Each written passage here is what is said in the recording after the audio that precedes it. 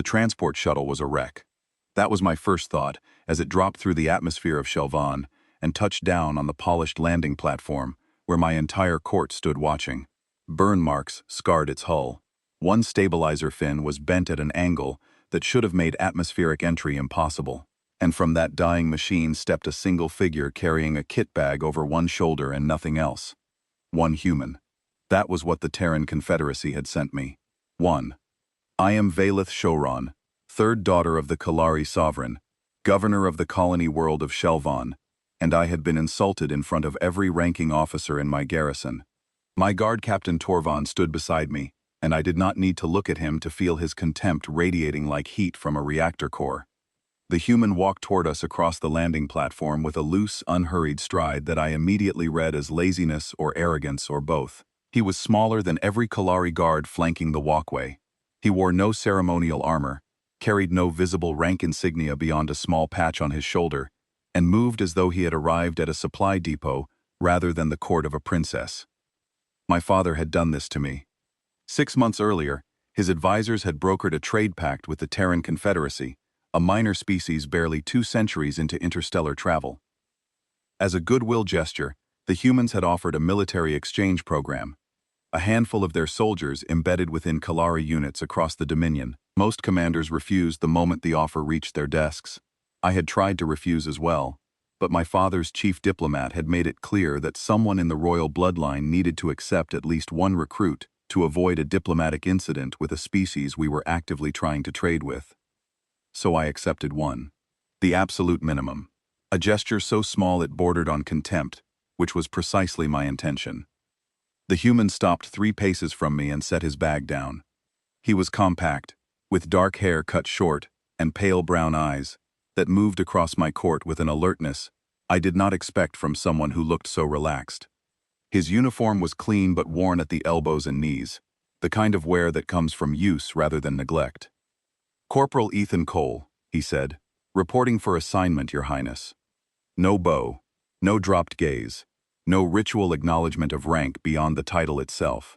Among the Kalari, a soldier meeting a member of the royal family for the first time would kneel, touch their chest plate, and wait to be acknowledged. This human simply stood there and looked at me as though we were equals having a conversation.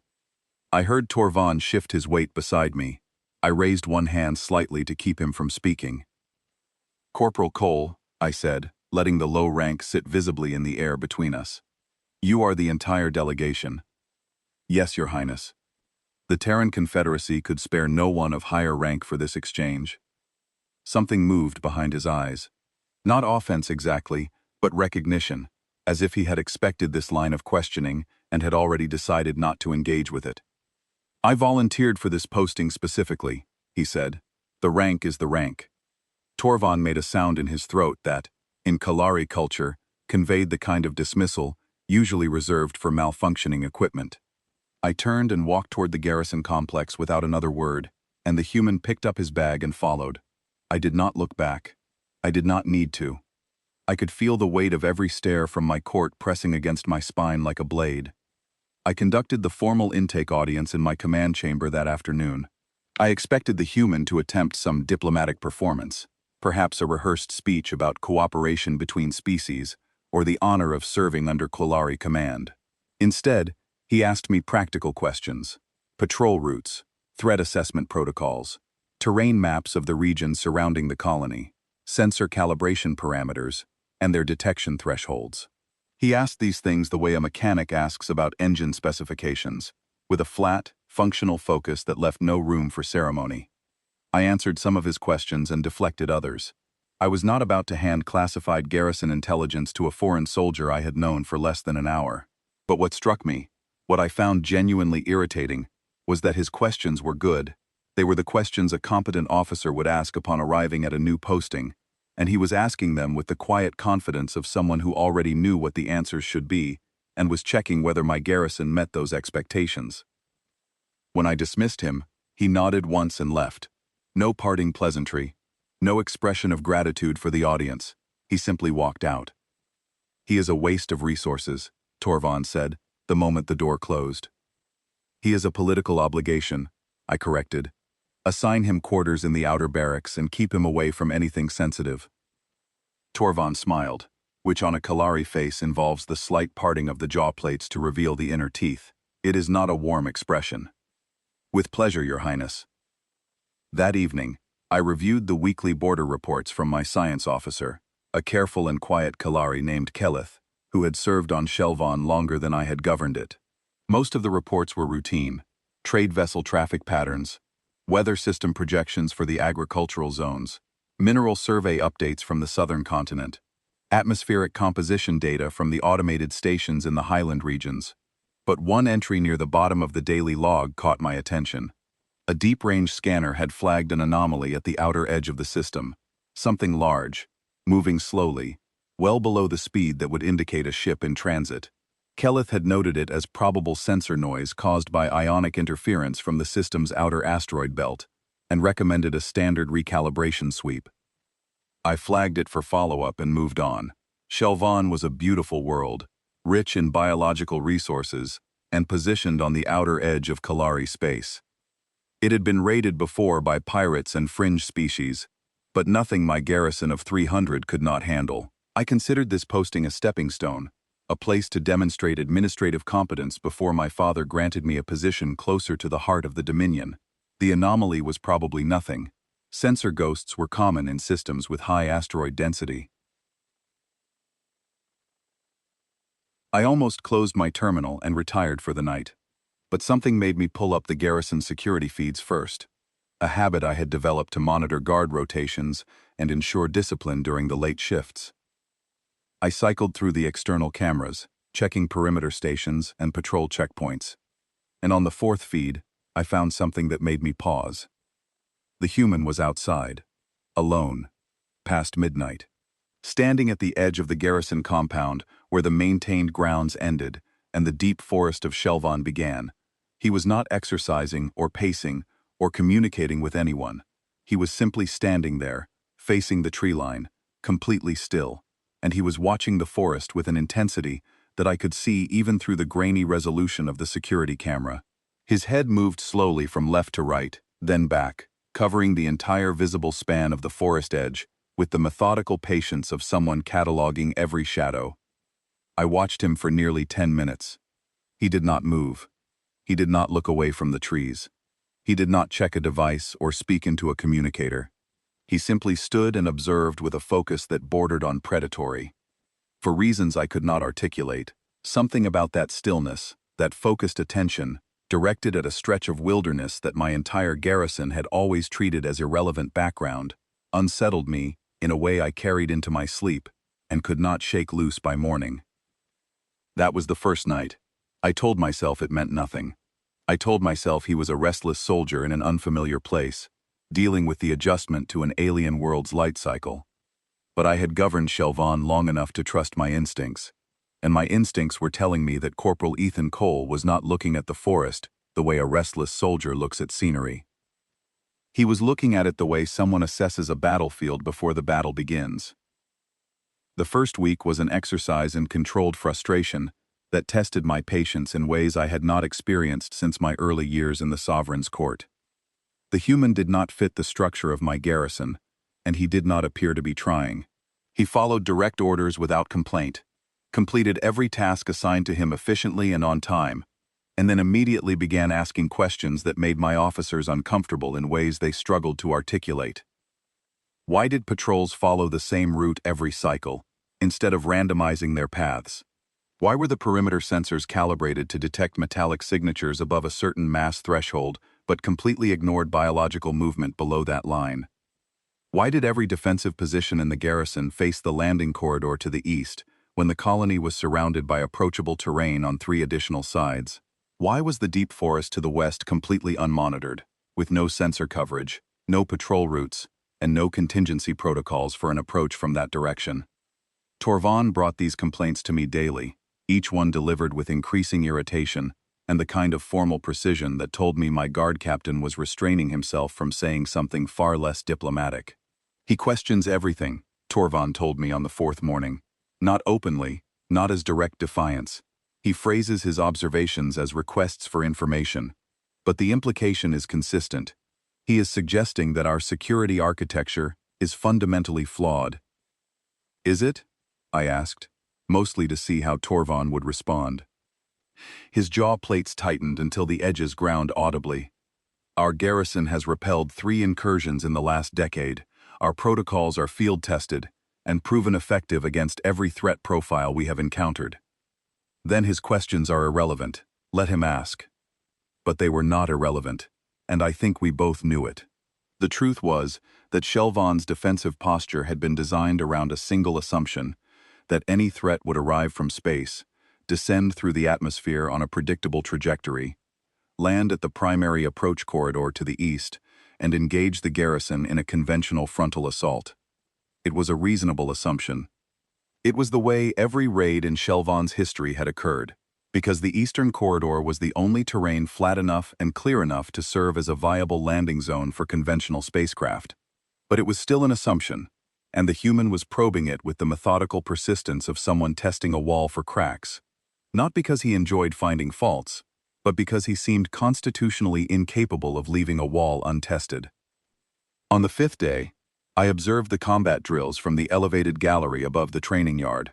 Torvon had paired the human with one of my larger guards, a soldier named Dervon, who stood nearly a full head taller than Cole, and outweighed him by at least 40 kilograms of muscle and bone.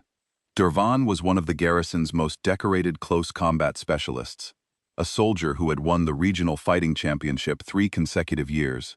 The pairing was transparently punitive. Torvon wanted the human embarrassed in front of the entire training rotation. The match lasted 4 minutes and 12 seconds. I counted because I could not look away. Dervon won on points, which under Kalari scoring meant he landed more strikes to designated target zones than his opponent. The final tally was not close. But what the scoring system did not capture, what the numbers failed to represent, was the nature of the fight itself. Cole took hits that should have dropped him. A full-force strike to the midsection from Dervon's training blade that flexed on impact with a crack I heard from the gallery. A sweeping blow to the outer thigh, delivered with enough force to buckle the leg of any Kalari soldier I had ever watched compete. A rising elbow to the side of the head that snapped Cole's neck sideways and sent a spray of sweat across the training mat. Each strike landed clean. Each one would have ended the bout against a Kalari opponent, and each time Cole absorbed the impact, staggered, adjusted his footing, and kept moving. But it was the second half of the fight that changed something in the room. As the match progressed past the 2-minute mark, Cole's strikes changed. In the first minute, he had been exploring, testing Dervon's range, reaction speed, and defensive patterns with probing attacks that carried no real force behind them. By the 3rd minute, he was targeting specific points on Dervon's body, with a precision that made the watching soldiers go quiet. The joint between the shoulder plate and the upper arm where the gap was widest during a lateral swing. The soft tissue behind the knee where the tendons were closest to the surface. The nerve cluster along the inner wrist that controlled grip strength, a target that even Kalari combat instructors rarely demonstrated, because striking it required a level of timing and accuracy that most soldiers could not replicate under combat pressure. Dervon won the match. He also walked away limping, shaking his right arm as though sensation had drained from his fingers, and I saw him glance back at the human with an expression I had never seen on that particular soldier's face. Not anger, not humiliation, something far more uncomfortable. Reassessment. I summoned Torvon to my chamber afterward and closed the door. What happened in that match? Torvon stood rigid, his posture locked into formal attention, which told me more than his words would. The human lost. That is not what I asked. A long pause. Torvon's jaw worked once, twice, as though the words he needed to say were physically difficult to produce. Then, grudgingly, he adapts.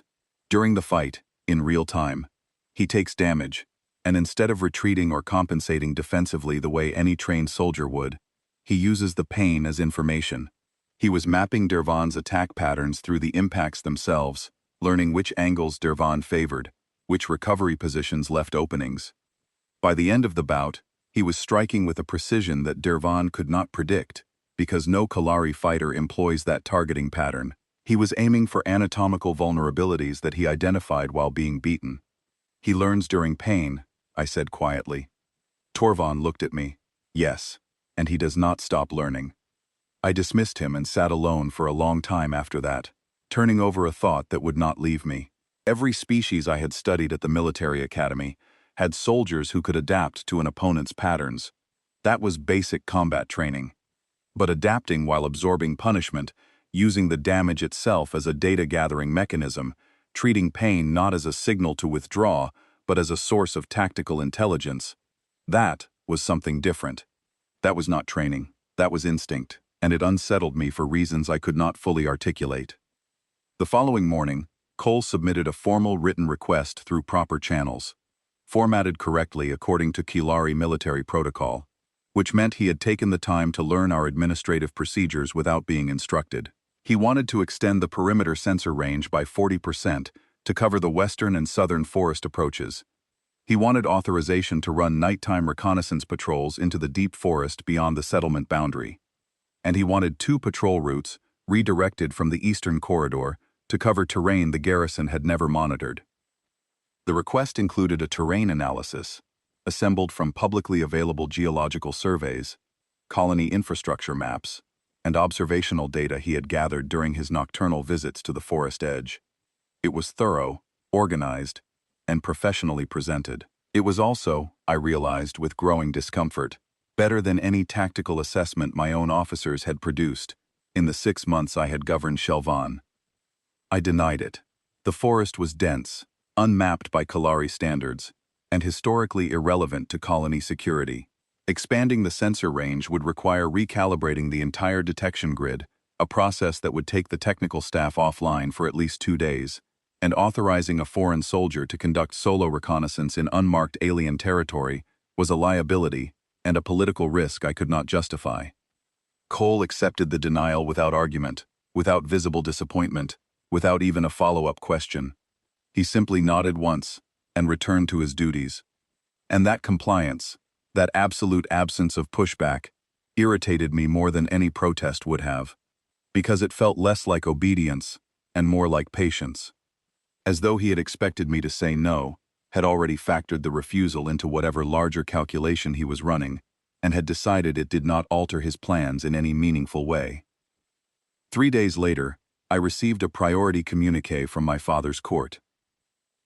The trade pact with the Terran Confederacy was under sustained political pressure from within the Dominion.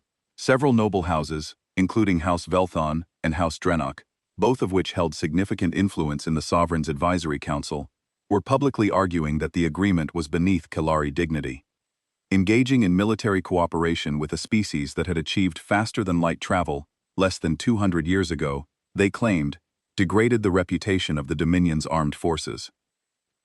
My father's chief diplomat advised me, in carefully worded language that carried the weight of a direct order without the legal structure of one, to keep the human recruit out of sight and out of political conversation, make him invisible, let the exchange program exist on paper, without producing any visible evidence of human integration into Kalari military operations.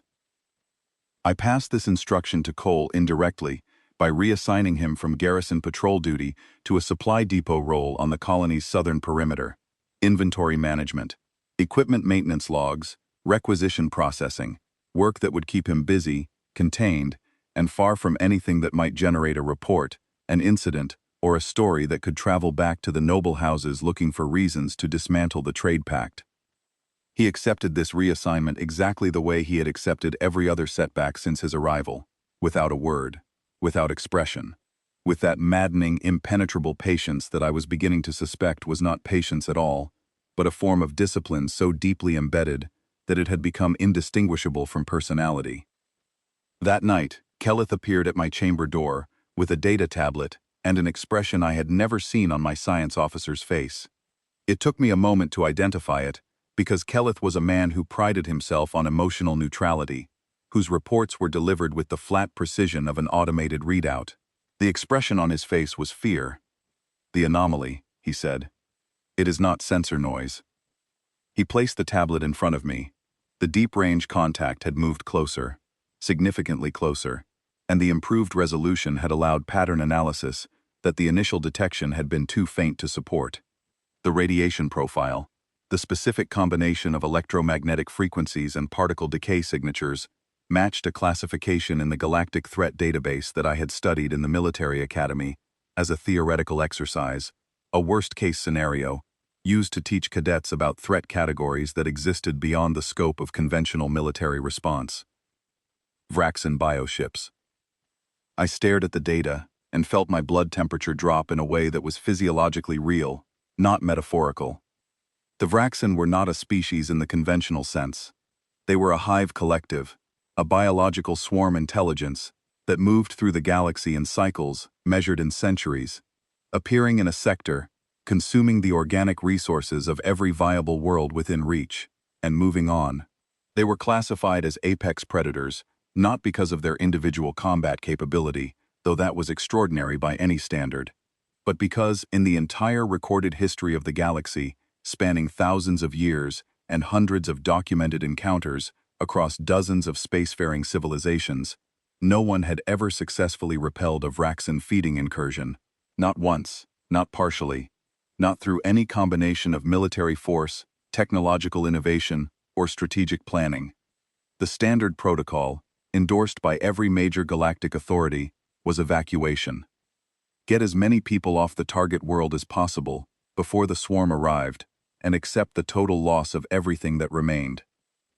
"How many ships?" I asked. My voice sounded strange in my own ears. "Between 30 and 40. The individual signatures overlap at this range, making a precise count difficult. But the main body is decelerating on an approach vector consistent with Shelvon orbital insertion. Estimated arrival, 4 standard days." 4 days. I sent an emergency request for fleet support to Kolari High Command within the hour. The response came back in less than 3. The nearest battle group, a carrier task force with sufficient firepower to theoretically engage a Vraxen swarm, was 11 standard days away, at maximum transit speed. Evacuation transports, the heavy lift vessels designed for planetary extraction operations, could reach Shelvon in 9. Civilian long-range shuttles could be diverted from commercial routes in 7, but their combined capacity could carry fewer than a third of the colony's 12,000 residents. I sat alone in my command chamber after the last communication closed, and did the arithmetic. 4 days until the Vraxen arrived. 7 days at absolute minimum before even partial evacuation capacity reached the system. 11 days before any military force capable of engagement was in range. The numbers did not work. No matter how I rearranged them, no matter what optimistic assumptions I applied to transit times or shuttle capacities, the conclusion was inescapable.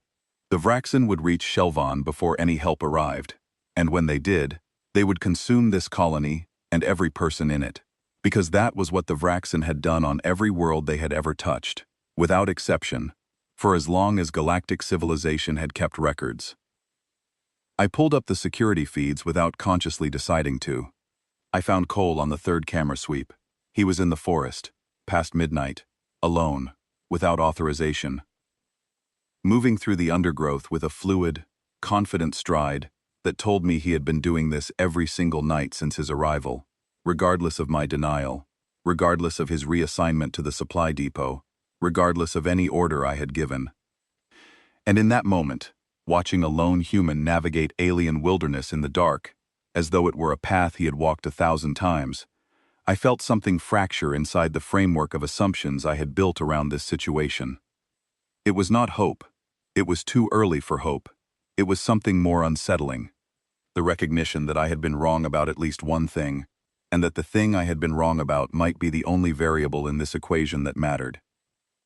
I intercepted him at dawn. He emerged from the tree line at the garrison's western boundary, stepping out of the forest shadows into the pale morning light, with fragments of vegetation in his hair and red-brown soil caked on his boots up to the ankle. I was waiting for him on the maintenance path that ran along the perimeter fence, alone, without guards. I had not told Torvon I was coming here. I had not told anyone. Part of me understood that what was about to happen needed to happen without witnesses, without the weight of rank and protocol that would force both of us into positions we could not retreat from. "You have been leaving the compound every night," I said. He stopped, looked at me, did not deny it, did not offer an excuse, did not attempt to redirect the conversation. "Yes." I denied your reconnaissance request. You did. And you ignored that denial. Cole set down the small pack he was carrying and met my gaze directly. Among the Kellari, sustained eye contact from a subordinate to a member of the royal family is a provocation, a deliberate challenge to the social order. Among humans, I was beginning to understand, it was simply how they communicated when the subject was serious and the stakes were real. Your Highness, your perimeter is wrong, he said. His voice was calm, but carried an undercurrent of something that was not quite urgency and not quite frustration. It was closer to the tone of a physician explaining a diagnosis that the patient does not want to hear. It has been wrong since this colony was founded. You have 300 soldiers guarding 2 approach vectors, because those are the only directions you have ever been attacked from. But you are sitting on a continent covered in dense forest that no one has mapped, with no sensor coverage, no patrol routes, and no defensive positions covering any western, southern, or northern approach. If something comes from the ground instead of the sky, if something lands outside your sensor range and approaches through the terrain you have been ignoring for years, your garrison will not know about it until it is inside the settlement perimeter. Nothing has ever come from that direction, I said. That is not the same as nothing ever will. I wanted to be furious with him. Part of me was. He had disobeyed a direct order from a Kellari princess, conducted unauthorized operations on a world he had no sovereign claim to, and was now standing in front of me lecturing me about the deficiencies of my garrison. But the larger part of me, the part that had spent the night staring at Vraxan bioship signatures and calculating evacuation timelines that did not add up no matter how many times I ran them, recognized that this human had been doing exactly what I should have ordered my own officers to do weeks ago. What did you find? I asked. He told me. Over the past 12 nights, Cole had mapped nearly 200 square kilometers of forest surrounding the colony. He had identified primary and secondary game trails that connected the forest interior to the colony perimeter. He had located fresh water sources, natural drainage channels, and seasonal floodplains that would alter the terrain depending on weather patterns. He had found choke points, places where the terrain funneled all ground-level movement through corridors less than 40 meters wide, bordered by steep ridgelines, or dense undergrowth that would be difficult for large organisms to push through quickly. He had discovered cave systems in the limestone ridgeline to the northwest, some of them deep enough to shelter dozens of people. He had cataloged elevation advantages, positions where the ground rose sharply enough to provide clear sightlines over the surrounding canopy, and he had noted points where the tree cover thinned enough to allow line of sight to the sky for signal transmission or visual observation of atmospheric activity. He had done all of this alone, on foot, at night, in an alien forest, on a world he had occupied for 14 days. I listened to all of it. Then I told him about the Vraxan. I watched his face as I described what was coming. I had spent enough time around Cole by now to read the subtle shifts in human expression that I had initially dismissed as a lack of emotional range. I expected fear. Every species feared the Vraxan. That was not weakness or cowardice. It was the rational response to an existential predator that had consumed more worlds than most species had colonized. Cole did not flinch. He did not go pale, though I had learned that human skin could change color in response to stress and emotional arousal in ways that Kellari skin could not. Instead, he went still. The same absolute stillness I had observed on the security cameras, the same focused immobility I had seen at the forest edge. I realized now what that stillness meant. It was not calm and it was not fear. It was processing. He was absorbing information and running calculations that I could not see, weighing variables and probabilities and response options behind those steady brown eyes with a speed that his outward composure deliberately concealed. How many ships? He asked. 30 to 40. Arrival in 4 days. Nearest fleet support is 11 days out. Evacuation transports, 9. Civilian shuttles, 7. But with capacity for less than 4,000. Ground forces per ship? Each bioship carries between 500 and 2,000 organisms, depending on caste distribution. They deploy in sequential waves, fast scouts first, to locate and assess organic concentrations, then heavy consumption units that break down biomass. then processors that convert consumed material into transportable nutrients for return to the ships. Total ground force for a swarm this size could exceed 50,000 organisms. Silence. Cole looked at the forest behind me, then at the sky, then back at me. Have you ever seen them lose? The question struck me with the force of something physical, because no one had ever asked it. In 2,000 years of Kelari military education, across every academy lecture and strategic simulation and historical analysis I had ever studied, no instructor had ever posed that question, because the answer was so universally known that the question itself was absurd. You did not ask if gravity could be defeated. You did not ask if entropy could be reversed. You did not ask if the Vraxen could lose. No, I said. No one has. The Vraxen do not lose. They descend. They feed. They strip a world bare. And they move on. This has been documented on more than 100 worlds, over 3,000 years of recorded galactic history. There is no exception. There is no counterexample. There is no species, no technology, no strategy that has ever produced a different outcome. Cole nodded slowly, not in acceptance, in acknowledgement. There was a difference I was learning, and it was a difference that mattered. Then no one has ever made it expensive enough for them to leave, he said. I stared at him. What? Apex predators are not invincible, Your Highness. They are efficient. They dominate their environment because the cost of predation is almost always lower than the caloric or resource return. Prey runs. Prey hides. Prey dies. Prey does not fight back in ways that make the predator reconsider whether the meal is worth the effort. The Vraxen have consumed 100 worlds, because on every one of those worlds, the response was identical. Evacuate. Flee. Concede. Accept the loss. No one has ever tried to change the math.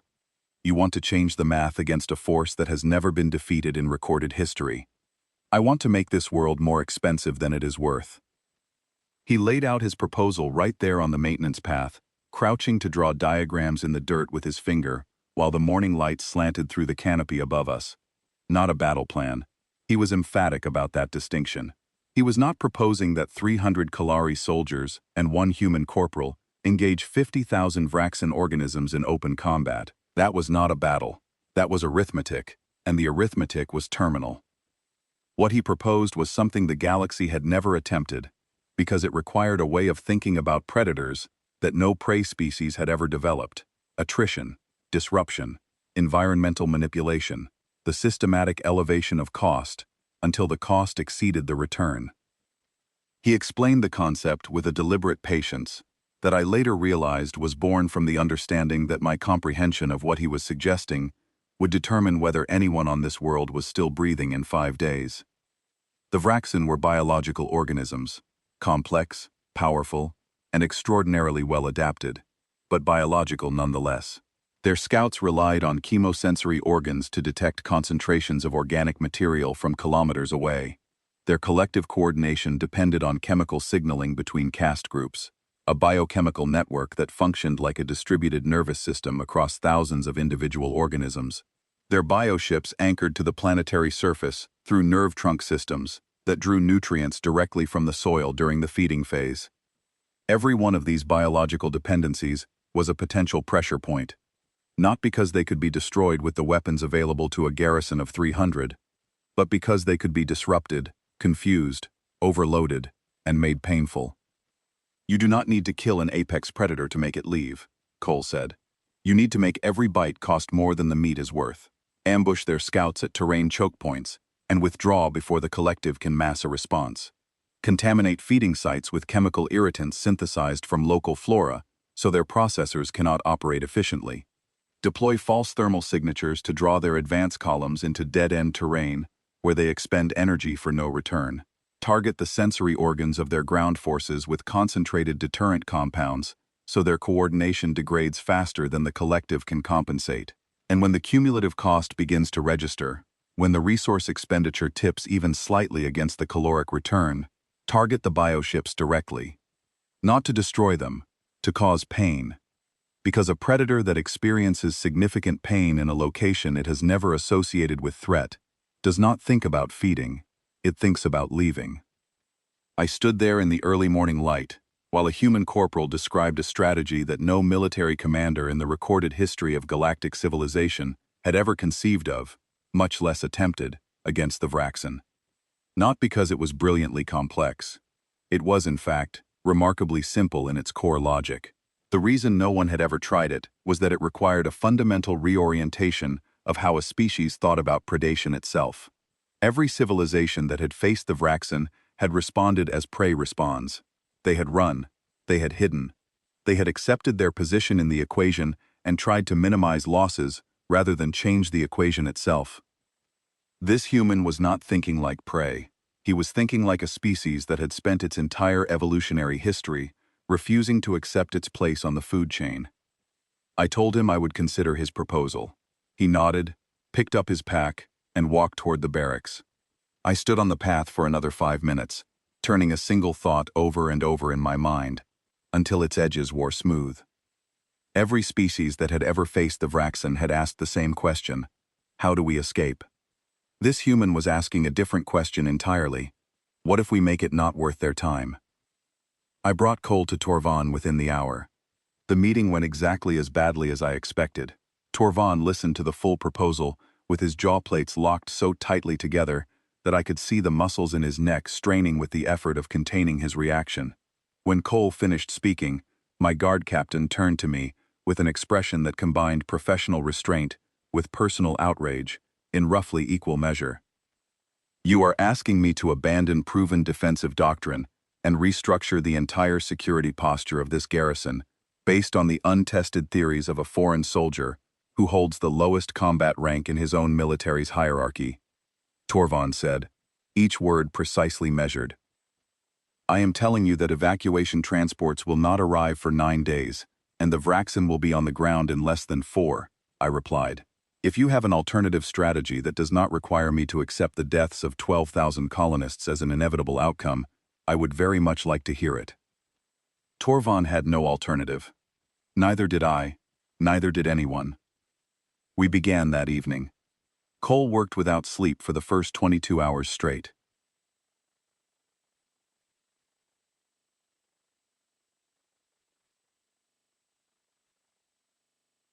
I learned during that period that humans possess biological systems that allow them to sustain intense operational focus for extraordinary durations under stress.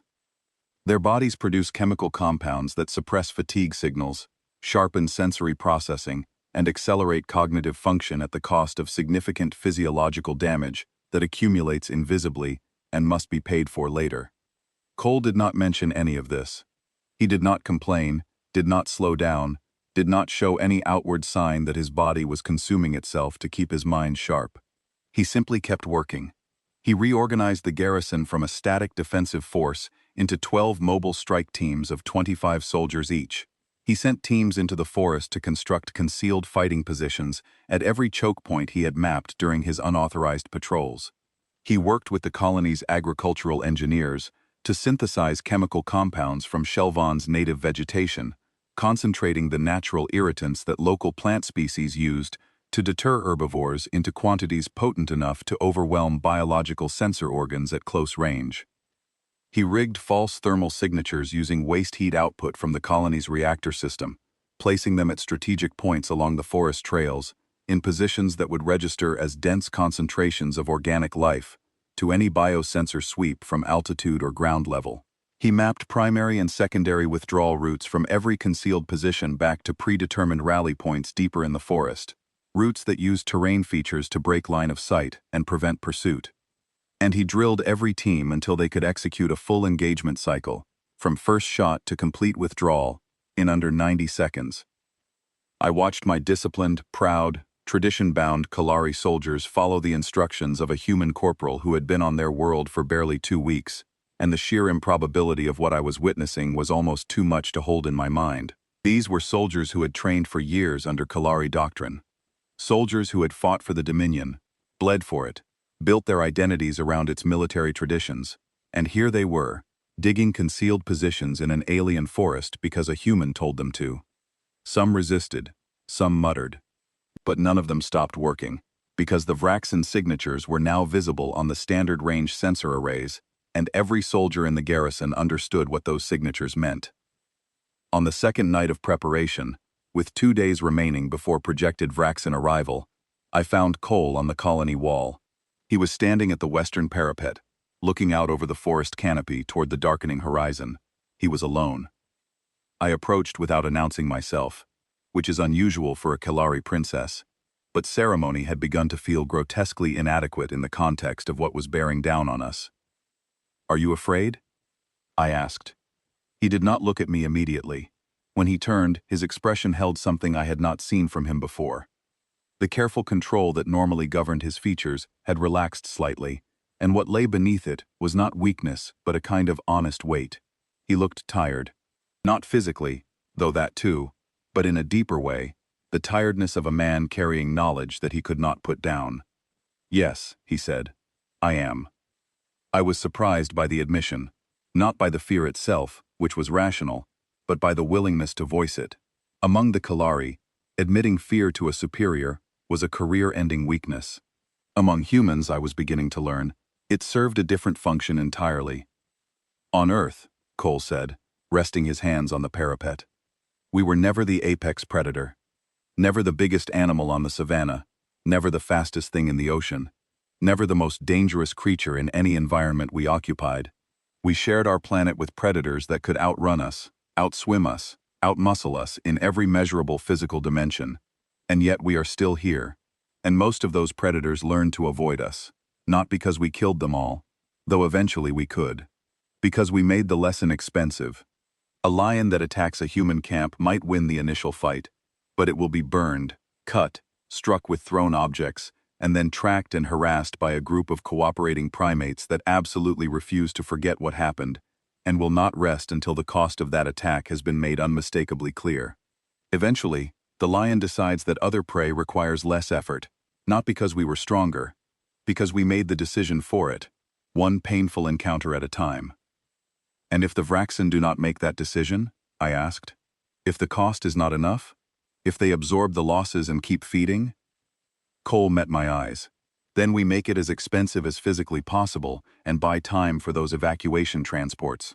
But I have spent my entire career studying predatory behavior across multiple ecosystems, and I am telling you that no biological organism in the universe, no matter how dominant, is immune to cost-benefit analysis. It is not a choice, it is thermodynamics. Energy spent must be less than energy gained, or the system collapses. The Vraxin have never retreated from a feeding world, because no one has ever given them a reason to recalculate. Every world they have ever touched surrendered before the first feeding cycle was complete. They have no evolutionary experience with sustained resistance, and an apex predator encountering genuine resistance for the first time in its evolutionary history is an apex predator that does not know what to do next."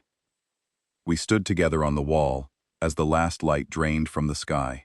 A Kalari princess and a human corporal, looking out over a world that was about to face a test that no world had survived before. I wanted to believe him. I was not certain I did, but certainty was a luxury that the arithmetic of our situation had already taken from me, and in its absence, I had something that might be more useful. I had a human who refused to accept that the equation was unsolvable. The sky split the following evening. They came through the atmosphere like living meteors, their bioships burning through the cloud layer in streaks of bioluminescent fire that painted the twilight in colors that had no name in any Kalari language. Dozens of them. Each one a massive organic structure hundreds of meters across, pulsing with internal light, trailing tendrils of atmospheric vapor as gravity pulled them toward the surface. The colony's emergency alarms activated across every frequency simultaneously, and for a span of approximately 4 seconds, every soul on Shelvan heard the same sound and understood the same truth. The Vraxin had arrived, and there was nowhere to go. I stood on the command center balcony and gripped the railing with both hands, while the sky above my world filled with nightmares. Beside me, Cole chambered a round into his rifle with a mechanical precision that turned the small, practiced motion into something almost ceremonial. The weapon looked absurdly small against the scale of what was descending on us. He looked at the sky, then at me, and said one quiet thing. "Good. Let them land." The first Vraxan ground elements emerged from the bioships within an hour of landing.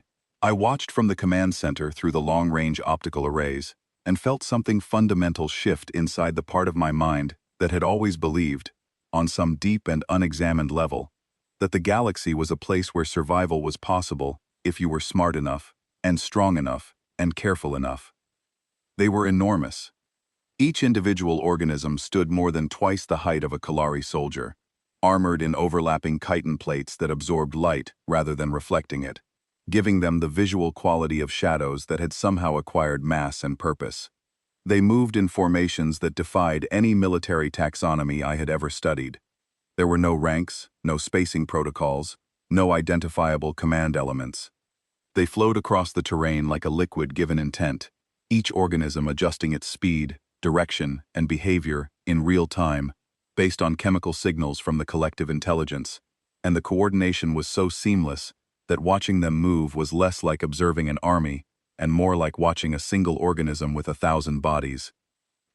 The scouts emerged first, lean, fast, their elongated chemosensory structures sweeping the air in constant arcs as they fanned out from the landing zone in an expanding circle. Behind them came the feeders, massive and deliberate, their mandibles already flexing in anticipation. Behind those came the processors, the biological machines that would break consumed organic material into transportable nutrients. It was a system, not an army, a biological system designed by millions of years of evolution for a single function, and it was activating on my world. Vraxan scouts approaching the western tree line, Kelleth reported from his monitoring station. Estimated contact with outer positions in 18 minutes. I looked at Cole. He was standing at the tactical display he had assembled over the past 2 days, a holographic terrain projection overlaid with the transponder positions of every mobile team in the garrison. His hands were steady, his breathing was controlled. The fear he had admitted to on the wall the previous night was invisible now, buried beneath a layer of operational focus so complete that it seemed to alter the air around him. Team 3. Hold position, he said into the tactical comm channel. Do not engage until the lead scout element enters the ravine corridor. Team 7. Shift 200 meters north along the ridge. I want crossfire angles on the choke point from elevated positions. Torvon stood at my side, watching the human give orders to Kelari soldiers. My guard captain had not slept in over 30 hours, and the exhaustion carved deep lines into his face that made him look 10 years older than he was.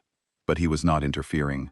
Whatever contempt he held for Cole, and I knew it was still there beneath the surface, it had been temporarily displaced by the simple, brutal arithmetic of survival. Torvon was a soldier. He understood odds. And he understood that the only plan on the table was the one the human had built. The first Vraxan scout pack entered the forest. I held my breath. They moved with a speed that made the sensor data feel like it was lagging behind reality. Even through dense undergrowth, their progress toward the colony was relentless, covering ground at a rate that would bring them to the settlement perimeter in minutes. They were following a game trail that led toward the colony's eastern boundary, the approach vector our old static defense line would have covered. But Cole's teams were not on the eastern boundary. They were in the forest to the west and south, dug into the concealed positions along the choke points he had identified during those unauthorized midnight walks. The scouts followed the false thermal beacons. The heat signatures Cole had placed along the trail network registered on the Vraxan's chemosensory organs as concentrations of organic life, and the scouts oriented toward them with the single-minded focus of predators tracking prey. They moved deeper into the forest, past the first concealed position without detecting it, past the second, accelerating as the thermal signatures grew stronger. The scout pack entered the ravine, a natural corridor where the terrain narrowed to less than 30 meters, flanked by steep ridgelines choked with undergrowth. 2 teams held elevated positions above the corridor, dug in with clear lines of fire to the passage below. "Wait," Cole said. His voice was barely above a whisper. "Wait, let them commit." The scouts reached the center of the ravine. Now. Concentrated pulse fire from elevated positions struck directly into the chemosensory clusters on the lead scout's skulls. 3 organisms went down in the opening salvo, their sensory structures shattered, their bodies crashing into the undergrowth in violent spasms of disrupted motor function.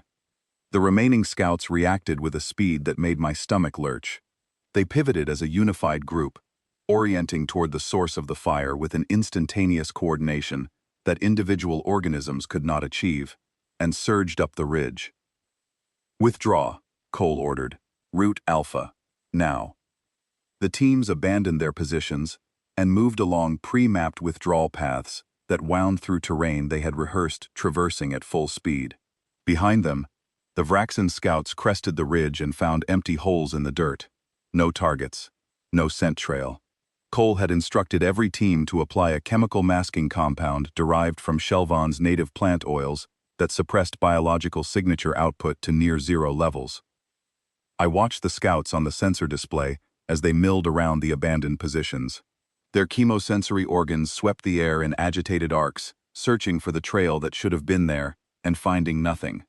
They circled the ridge, returned to the ravine, circled again. They were confused. Vraxan scouts were not built for confusion. Their behavioral programming was direct and efficient. Detect organic concentration. Close distance. Initiate feeding sequence. The feedback loop did not include a variable for prey that shot back and disappeared. The scouts spent nearly 2 full minutes searching the ridge before withdrawing to the ravine floor and resuming their advance toward the colony. But their pace had slowed, and their formation had tightened. "It worked," I said. Cole shook his head. "That was one engagement, one data point. They process information collectively, and right now the entire swarm is integrating what just happened into their behavioral model. They will adapt. The question is whether we can stay ahead of the adaptation curve." The answer tested every resource we had. Within 2 hours, the Vraxan shifted strategy. They stopped sending scout packs along single trails and deployed in wider dispersal patterns, spreading their advance elements across a broader front to prevent the channeled engagement the ravine ambush had exploited. The collective was learning, rewriting its approach based on a single encounter, and the speed of the adaptation was terrifying. But Cole had planned for it. The wider deployment spread the scouts thinner, reducing the density of chemical signaling between individual organisms and degrading the collective's real-time coordination at the edges of its formation. Teams 5 and 9 struck 2 separated scout groups simultaneously from different positions, and this time they deployed the chemical deterrents. Pressurized canisters of concentrated plant irritant, compounds that attacked exposed chemosensory membranes, and flooded biological receptors with signals that overwhelmed the organism's ability to process environmental data. The effect was immediate and dramatic. The scouts did not die. Their chitin armor was too dense, their biological resilience too robust for that. But they staggered. They lost formation coherence. Their chemosensory structures retracted involuntarily, cutting them off from the collective signaling network. And for the first time in the engagement, Vraxan organisms moved backward, away from the contaminated zone, away from the threat. "They retreated," Kelleth whispered from his station, his voice cracking. "They pulled back from the irritant zone." I confirmed it on the display. The Vraxan scouts had withdrawn 300 meters from the areas where the chemical deterrents had been deployed. Not a full retreat, not a rout, but a voluntary cession of ground, and as far as any record in the Galactic database indicated, no one had ever documented Vraxan organisms voluntarily giving up territory they had entered. Cole did not celebrate. His jaw was tight, and his eyes never left the tactical display. "They will escalate. Heavy combat casts next. We need to be repositioned before they arrive." He was right. The Vraxan deployed their heavy organisms within the hour. Larger, slower, armored so densely that standard pulse weapons scorched the surface of their chitin without penetrating. They advanced through the forest, not as a patrol but as a wall, a living barrier of biological weaponry moving on a broad front that no ambush could fully engage. The fighting intensified through the night and into the following day. Cole rotated his teams constantly, never allowing any unit to hold a fixed position for more than a single engagement cycle. Strike from concealment. Target sensory clusters and exposed joint membranes. Deploy chemical deterrents at close range. Withdraw along pre-mapped routes before the collective could mass a response. The false thermal beacons drew 2 major Vraxan columns into dead-end ravines, where additional chemical deterrent caches had been pre-positioned, and the organisms that entered those zones emerged disoriented. their collective signaling degraded, their advance patterns disrupted. But the cost was real, and it was growing. Team 4's concealed position on the southern ridge was overrun when the withdrawal route was blocked by a Vraxan flanking element that had moved through terrain Cole's maps had classified as impassable. The Vraxan, it turned out, did not recognize the concept of impassable terrain. 3 Kalari soldiers died in less than 15 seconds. Their names appeared on my tactical display as status changes, green to red, and each one felt like a blade drawn across my ribs. Team 8 lost a soldier to a Vraxan scout that had adapted to the chemical masking compound. The organism tracked the team not by biological signature, but by the thermal output of their weapons, a behavioral innovation that had emerged in the collective's response pattern less than 6 hours after the first ambush. The Vraxan were learning faster than any of us had anticipated. More casualties followed. An ambush that went wrong when the chemical deterrent canisters failed to pressurize in the humidity. A withdrawal complicated by terrain that had been altered by Vraxan feeding activity. Trees stripped bare, ground cover consumed. Sightlines opened where concealment had existed hours before. When the count reached 11 dead, I confronted Cole in the command center. My hands were shaking, and I did not attempt to hide it. Is this working, or are we just dying slower than we would have died in a straight fight? Cole did not offer comfort. He did not reassure me with optimism or deflect with strategy. He pulled up the Vraxan movement data on the tactical display and showed me something that cut through my grief with the cold precision of a surgical instrument. The Vraxan advance perimeter had stalled. On every previously documented feeding world, the Vraxan expansion was continuous and accelerating. From the moment of landing until the world was stripped clean, the perimeter grew outward at a consistent rate that increased as more organisms joined the active feeding operation. On Shelvan, the perimeter had stopped expanding 14 hours ago. The Vraxan were holding their current territorial boundary rather than pushing deeper into the forest. Their feeding operations in the zones they had already claimed were running at less than half the efficiency documented on comparable worlds. Their scout deployment rate had decreased by 30% in the last 8 hours. They are doing the math, Cole said. Every ambush costs them organisms. Every chemical zone costs them operational capacity and time. Every false beacon costs them energy expended pursuing targets that yield nothing. None of these individual costs are catastrophic, but they are accumulating, and the collective is processing that accumulation against the caloric return of this world in real time. The balance sheet is shifting. They could overwhelm us with sheer numbers, I said. They have 50,000 organisms on the ground. We have fewer than 300 soldiers. They could, but that would require committing heavy casts to sustained offensive operations against prepared positions, which would cost them organisms at a rate they have never experienced and never evolved a response to. Apex predators do not accept losses. They have never needed to develop that capability. Every organism they expend on clearing resistance is an organism that is not feeding, not processing nutrients, not contributing to the collective's energy budget. The longer this fight continues, the worse the equation gets for them. I studied the display. The Vraxan perimeter was static. Their advance had halted across every sector. 11 of my soldiers were dead, and the number would grow before this was over, but the line was holding in a way that contradicted everything the galaxy understood about how Vraxan incursions functioned. There is one more phase, Cole said, and I need your authorization to execute it. He told me what he intended to do, and for a moment, the air left my lungs. He wanted to strike the primary bioship directly. Not all of them. Just the largest vessel, the one that served as the central node for the collective's chemical signaling network, the organism through which coordination commands propagated to every Vraxan unit on the planet.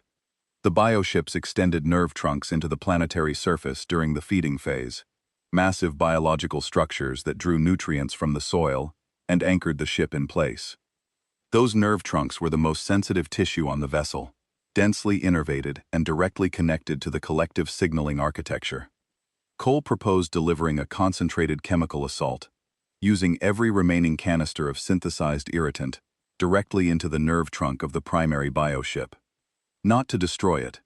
Destruction was impossible with their resources, but to cause pain on a scale the organism had never experienced, pain that would broadcast through the collective signaling network to every Vraxan organism on Shelvan simultaneously, flooding the coordination channels with distress signals that would override feeding imperatives and trigger the one response that no Vraxan collective had ever been forced to execute: withdrawal. A predator that feels intense pain in a place it has never associated with threat does not think about food, Cole said. It thinks about leaving. That is a mission with a very low probability of survival, I said. It does not have to be a one-way trip, but I will not pretend the odds are good. I forbade him from going. I issued a direct order, invoking my authority as governor of Shelvan and supreme commander of all military personnel within the colony's jurisdiction, that Corporal Ethan Cole was not to leave the command center under any circumstances. He looked at me with those steady brown eyes and nodded. I knew, with absolute certainty, that he was going to go anyway. He left the command center 2 hours later with Torvan and 3 Kalari volunteers, whose names I memorized the moment I learned they had gone. Torvan, the guard who had fought Cole in the training yard and walked away limping. Barath, a young soldier from the outer provinces, who had been in the garrison less than a year. And Salon, a veteran scout with 17 years of service, who had volunteered without being asked and without explaining why. I did not learn of their departure until they were already deep in the forest, beyond recall distance, their transponder signals moving steadily northwest toward the primary bioship's landing site. The fact that Torvan had gone voluntarily, that my guard captain who had spent the entire duration of Cole's assignment treating the human with open contempt had walked into the forest beside him without being ordered, was something I could not process in that moment, but would return to many times in the days that followed. I monitored their progress on the tactical display. 5 transponder signals, moving through terrain that Cole knew better than anyone else on the planet, navigating between the sensor ghosts of Vraxan patrols, with a precision that told me every one of those midnight reconnaissance walks had been building toward exactly this moment. The primary bioship's landing site was a clearing 3 kilometers north of the colony, and the nerve trunk was visible on long-range imaging as a pulsing bioluminescent column the width of a building, plunging into the churned earth beneath the vessel's ventral mass. They reached the outer edge of the clearing. Comms went intermittent, disrupted by the electromagnetic interference radiating from the bioship's biological systems. I heard fragments, Torvan's voice, clipped and professional, calling coordinates, the sharp crack of Kelari pulse rifles, the deeper, heavier report of Cole's human weapon. Movement, a shout that might have been Dervan, the sound of something large shifting. Then a sound came through the comms that overloaded the command center's audio processing systems and forced an automatic reset. In the fraction of a second before the cutout, I heard it. Not with my ears alone, but in my bones, in the floor beneath my feet, in the walls around me. It was organic. It was enormous. And it was a sound I had never heard before, and hope never to hear again. The bioship was screaming. The comms went dead. And I stood in the silence of the command center with Kelleth and a dozen officers and waited for something to happen, knowing that whatever came next would determine whether the word Shelvan would be remembered as a place where people lived or a place where people died. We lost contact with Cole's team for 67 minutes. I counted every one of them. I stood at the command console, with my hands flat against the surface, my jaw locked shut, my spine rigid, and I did not speak, because I understood with perfect clarity that if I opened my mouth, I would start issuing orders driven by panic rather than strategy. And panic was a luxury that 12,000 colonists could not afford from their governor. At minute 14, Kelleth reported the first anomaly in Vraxan ground force behavior. The organisms that had been holding coordinated positions along the stalled perimeter began exhibiting movement patterns he described as agitated. Individual organisms broke formation, moved in circles, reversed direction, collided with adjacent units. The chemical signaling output, which we had been monitoring on passive sensors throughout the engagement, spiked to levels that overwhelmed our detection equipment and forced Kelleth to reduce sensitivity to prevent system damage. Something was flooding the collective network with input that disrupted coordination at a fundamental level, and I knew what it was. The bioship's pain response was propagating through every chemical channel the collective used to communicate, drowning operational signals in a cascade of distress that no Vraxan organism on the planet could filter out, because they had never needed to. They had never experienced pain at this scale. They had no mechanism for managing it. At minute 23, the organisms on the southern perimeter abandoned a feeding site they had established less than 6 hours earlier. They did not consolidate or regroup. They pulled back toward the bioship landing zone, moving at speeds I had not seen from the heavy casts during the entire engagement. They were not retreating in any military sense. They were not falling back to establish a secondary line or protect a strategic asset. They were leaving. At minute 31, the withdrawal became general. Across every sector of the tactical display, Vraxan organisms began contracting toward their bioships. Feeding operations ceased. Processing units stopped mid-cycle and began moving north. The scouts, the same fast, lethal scouts that had been hunting my soldiers through the forest for the past 2 days, reversed course and headed for the landing zone at maximum speed. Their chemosensory structures retracted flat against their skulls, in a posture that our xenobiological databases had no classification for, because it had never been observed. At minute 40, the first bioship detached from the planetary surface. I watched it on the long-range optical feed as the massive organism tore its nerve trunk free from the soil in a spray of bioluminescent fluid, the biological equivalent of ripping a limb from a socket. It lifted into the atmosphere with a shudder that flattened vegetation for half a kilometer around the launch site, trailing streams of biological matter behind it as it climbed. A second ship followed within minutes, then a third, then 5 more. At minute 52, Kelleth turned to me with moisture on his face that I initially attributed to environmental condensation, before realizing it was tears. Quillari do not cry often. When we do, it means something has broken through every layer of emotional regulation we possess. "They are leaving," he said. "All of them. Every ship. They are all leaving." I did not respond. I was watching the tactical display, watching the transponder signals of Cole's team at the primary landing site, waiting for movement, waiting for any indication that 5 people who had walked into the most dangerous place on the planet were still alive. At minute 67, the primary bioship, the last remaining vessel on the surface, detached. Its ascent was wrong. The ship listed to one side, trailing thick streams of biological fluid from the damaged nerve trunk. Its bioluminescent patterns flickered in erratic, arrhythmic bursts that Kelleth confirmed were consistent with an organism experiencing significant and ongoing pain.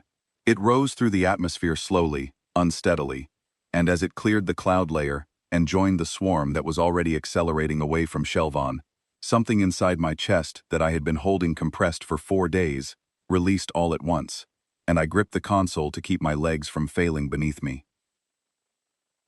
The Vraxan were gone, not defeated, not destroyed, not driven off by superior firepower or overwhelming numbers, or any of the things that military doctrine said were necessary to repel an invasion force. They had performed a calculation that no Vraxan collective in 3,000 years of recorded history had ever been forced to perform, and the result of that calculation had told them something no prey world had ever told them before. This world bites back, and the meal is not worth the cost. Cole's team emerged from the forest at dusk. I saw them on the security feeds before I saw them in person. 5 figures moving slowly along the western tree line toward the garrison compound. 2 of them, Korath and Salon, were being carried by Dirvan, their bodies limp, their armor torn and scorched, but their transponder vitals reading stable. Alive. Badly injured, but alive. Torvan was walking under his own power, but barely. His left arm hung at his side at an angle that told me the shoulder joint had been dislocated or shattered. His armor, the ceremonial guard plate he had worn with unbroken pride every day since I had known him, was shredded across the chest and left shoulder. The chitin weave material peeled back in strips that exposed the underlayer. He was limping heavily, favoring his right leg with each step, and his jaw plates were clamped shut in the Kellari expression of pain endured without voice. Cole was the last through the tree line. He was walking, which surprised me given the sounds I had heard through the comms before they went dead. But his gait was careful, each step measured and deliberate in the way of someone managing injuries through willpower and spatial awareness, rather than physical capacity. His uniform was torn across the left side, and dark with blood. Some of it the red of human circulation, some of it the viscous indigo fluid that Vraxan organisms bled when their chitin was breached. He carried his rifle in one hand and Torvon's pulse pistol in the other, and he did not lower either weapon until he was inside the garrison perimeter fence, and the gate had sealed behind him. The garrison met them in the main yard. 300 soldiers, minus the 11 who had died in the forest over the past 2 days, standing in informal formation along the central walkway. No one had issued an assembly order. No one had announced the team's return over the garrison communication system. They had simply come, drawn by the sensor data that every soldier in the compound had been watching, by the knowledge that something unprecedented had happened on their world and the people responsible for it were walking home. Cole's team moved through the assembled soldiers in silence. Dervan carried the 2 wounded with a steadiness that belied the exhaustion visible in every line of his body. Torvon walked with his jaw locked and his remaining good arm pressed against his shattered side. Cole brought up the rear, his eyes forward, his expression unreadable. Then someone struck their chest plate. I reviewed the security footage afterward, multiple times, from multiple angles, and I could never identify with certainty who did it first. A soldier in the 3rd row, perhaps Dervan's training partner, perhaps a recruit who had watched from the wall as the bioships lifted. It did not matter. 1 strike against armor plate, the sound a Kalari soldier makes to honor another soldier, and then the sound multiplied. 2 strikes, 10, 50. The entire garrison, 300 fists hitting 300 chest plates in a rhythm that built and built until it rolled across the compound like sustained thunder, echoing off the walls and the buildings and the landing platform, where 14 days ago, a battered shuttle had delivered a single human being that nobody wanted. Cole stopped walking. He stood in the center of that sound, surrounded by alien soldiers saluting him in a tradition he had never been taught, performing a ritual that had never been extended to anyone outside the Kalari species in the entire history of the institution. Something moved across his face. Not triumph, not pride. Something quieter and more private.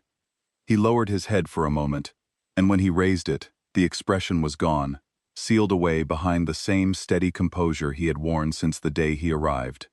He walked the rest of the way to the medical bay without looking back, and the sound of the salute followed him until the door closed.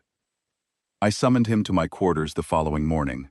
He arrived with his left arm immobilized in a compression brace, a line of synthetic sutures crossing his forehead above the right eye, and visible bruising along his jaw that had darkened overnight into deep purple.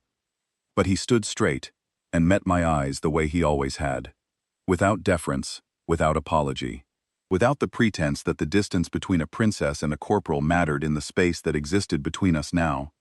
I did not speak as a princess. I did not speak as a governor, or a military commander, or the daughter of a sovereign. I spoke as someone who had stood at the edge of the abyss and watched a single human being reach out and push it back. In 2,000 years of Kalari history, I said, across every species we have encountered, every alliance we have formed, every war we have fought, no civilization has ever made the Vraxan withdraw from a feeding world. Not the Kelthari Empire with their graviton weapons that could crack a moon. Not the Syndicate of Voss with their combined fleet of 9,000 warships. Not the Collective of Manan, who detonated a star trying to create a barrier the Vraxan could not cross. They all failed. Empires with technology centuries beyond anything humanity currently possesses threw everything they had at the Vraxan and achieved exactly nothing. Cole listened. He did not interrupt, did not deflect, did not downplay what had happened. He simply listened with the same focused stillness he had brought to every serious conversation since the day he arrived. 1 human corporal, I continued. A garrison of 300 soldiers, following a plan that was conceived, designed, and executed in 72 hours. And you made them leave. He was quiet for several seconds. When he spoke, his voice carried the weight of someone stating something so fundamental to his understanding of reality that it required no emphasis or decoration. I did not do anything that any other human in my position would not have done, he said. I applied the same survival logic that every human being learns before they are old enough to understand the vocabulary for it. You do not need to be stronger than a predator. You do not need to be faster or more numerous or better armed.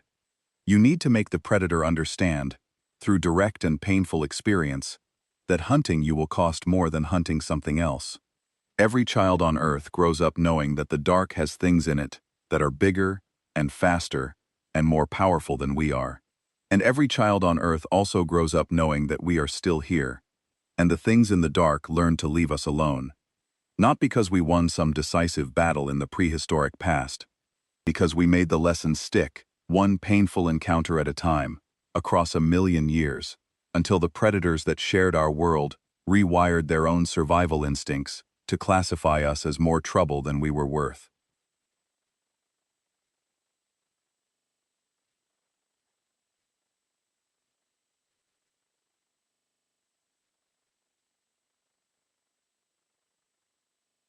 You are describing an entire species that thinks this way. Every other intelligent civilization in this galaxy evolved on worlds where they became the dominant life form early in their development. Apex predators from the beginning, or at least from the point where their technological development outpaced the biological threats in their environment. They never had to learn what it felt like to be prey. They never developed the cognitive tools for fighting back from a position of absolute disadvantage. Humans did. We spent 1,000,000 years as a mid-tier species on a planet that was actively trying to eat us every single day, and the only reason we survived long enough to develop language and tools and fire and civilization is that we refused, at every single stage of that journey, to accept our position on the food chain. That refusal is not a strategy we adopted. It is not a doctrine we developed. It is the foundational characteristic of what we are. I sat with those words for a long time after he left. The news traveled fast. It moved through diplomatic channels and military intelligence networks, and the informal communication webs that connected species across hundreds of light-years of inhabited space. Within 48 hours of the withdrawal, every major galactic power had received the sensor logs, the tactical recordings, and the confirmed analysis. A Vraxan feeding swarm had descended on the colony world of Shelvan, initiated standard consumption operations, and then withdrawn. Voluntarily, without external military intervention, without catastrophic losses. Without any of the conditions that conventional strategic theory held were necessary to alter Vraxan behavior. The reaction across the galaxy was not surprise. Surprise was too small a word. It was closer to a tectonic shift in collective understanding. The kind of fundamental reorientation that occurs when an axiom that everyone has accepted as law is suddenly demonstrated to be a variable. Species that had spent millennia developing evacuation protocols as their sole response to Vraxan activity, species that had written off entire worlds as acceptable losses, the moment bioship signatures appeared on their long-range sensors, were confronted with recorded, verified, irrefutable evidence that the apex predators could be made to leave. My father contacted me directly within 12 hours, a personal communication channel that had been dormant for 3 years. The sovereign of the Kelari Dominion, speaking to his third daughter without intermediaries, without diplomatic filters, without the careful layers of protocol that normally separated a ruler from his subordinates. His first question was not about the colony's status, or the casualty count, or the political ramifications. "What did the human do?" he asked. I told him everything. When I finished, the channel was silent for long enough that I checked the connection integrity twice. "The noble houses that opposed the trade pact are requesting human military advisors," my father said. "All of them. House Velton submitted a formal petition this morning. House Drennick followed 2 hours later. The houses that wanted the humans expelled from the Dominion are now competing to be the first to host them. Your colony has rewritten the political landscape of the Dominion overnight, Valith." "One human rewrote it," I said. I had the sense not to stop him. 6 days after the withdrawal, Torvon appeared at my office door. His arm was in a regeneration cast, his leg was braced, and he moved with the careful deliberation of a man whose body was being held together by medical technology and personal resolve. He was carrying a formal petition document, handwritten on traditional Kelari ceremonial paper, which meant he had taken the time to prepare it properly despite his injuries. He wanted Corporal Ethan Cole granted honorary rank within the Kelari Royal Guard. The Royal Guard was the oldest military institution in the Dominion. Its traditions stretched back 1,700 years. In all that time, Honorary rank had been extended to exactly 41 individuals, every one of them Kalari. No alien species had ever been recognized by the Guard, and the suggestion that one should be would have been considered an insult to the institution's heritage by every ranking member. Torvon was the highest-ranking active member of the Guard on Shelvan. His signature on the petition carried the weight of personal endorsement. I read the document and looked at my Guard captain. This was the same soldier who had paired Cole against Dervon to humiliate him, who had assigned him to inventory duty to make him invisible, who had brought me daily complaints about a human who asked too many questions, who had sneered at the very idea that a species 2 centuries into spaceflight could contribute anything of value to a military tradition that predated human electricity. Why? I asked. Torvon stood as straight as his injuries allowed, and when he spoke, his voice carried the weight of a man who had been forced to dismantle the foundation of a belief he had held his entire adult life, and build something different in its place. Because he walked toward the thing that every sentient species in this galaxy runs from, Torvon said. He walked toward it, knowing what it was, knowing what it could do, and he heard it. And he did not stop hurting it until it decided that leaving was better than staying. I have served in the Royal Guard for 22 years. I have fought in campaigns across 6 star systems. I have stood beside soldiers I considered the finest warriors the Dominion has ever produced. And I will not serve beside a braver one in the time I have left. He is not Kelari. He was not born to our traditions. He does not carry our blood. But he is a guardsman. He earned that rank in the dark, with his hands and his blood, and his refusal to stop. And I will not stand in front of you and pretend otherwise. I signed the petition without further discussion. That evening, I stood alone on the colony wall, at the same spot where Cole and I had spoken the night before the Vraxen arrived. The forest stretched below me, vast and dark, and alive with the sounds of a world that was still whole, because a single human being had looked at an unstoppable force and refused to accept the premise that it could not be stopped.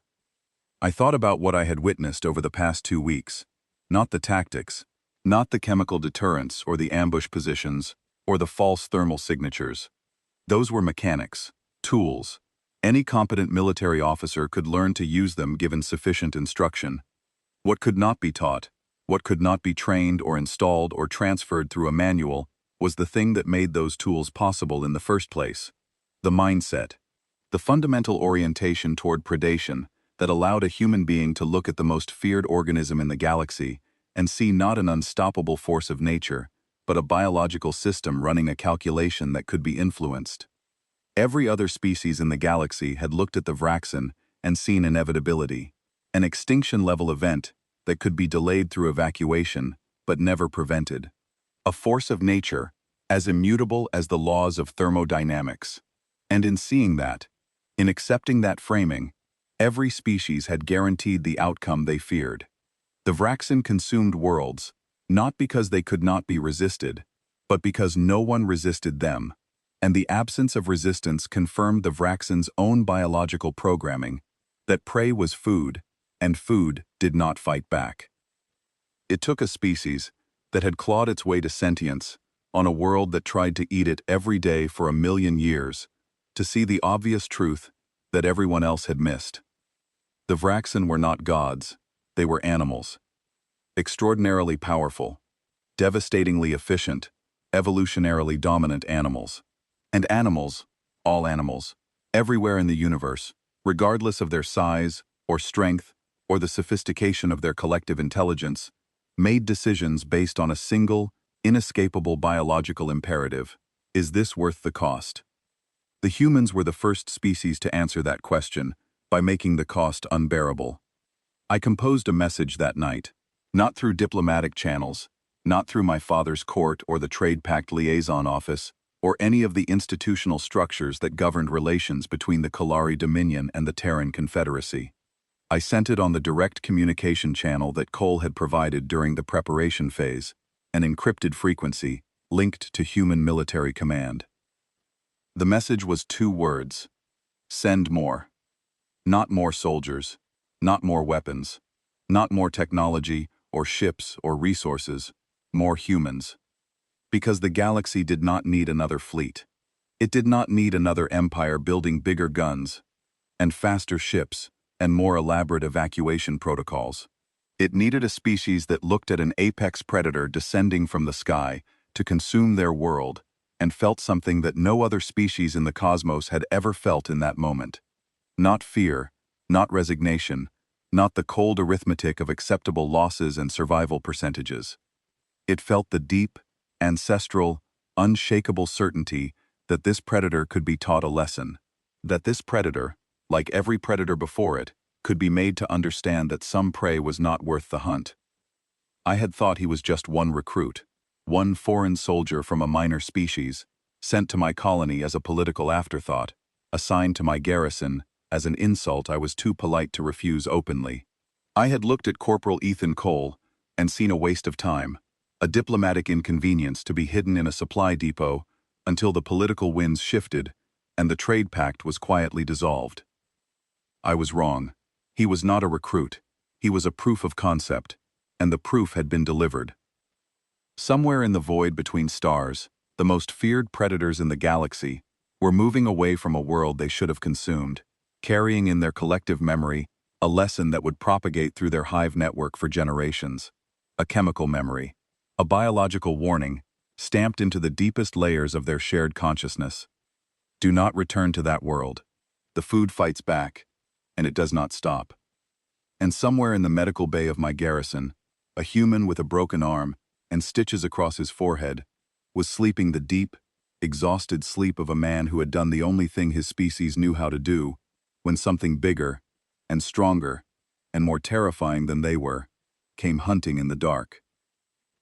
He refused to run, and the predators decided, for the first time in 3,000 years, that somewhere else would be easier. That was what one human did to my world. I can only imagine what will happen when more of them arrive.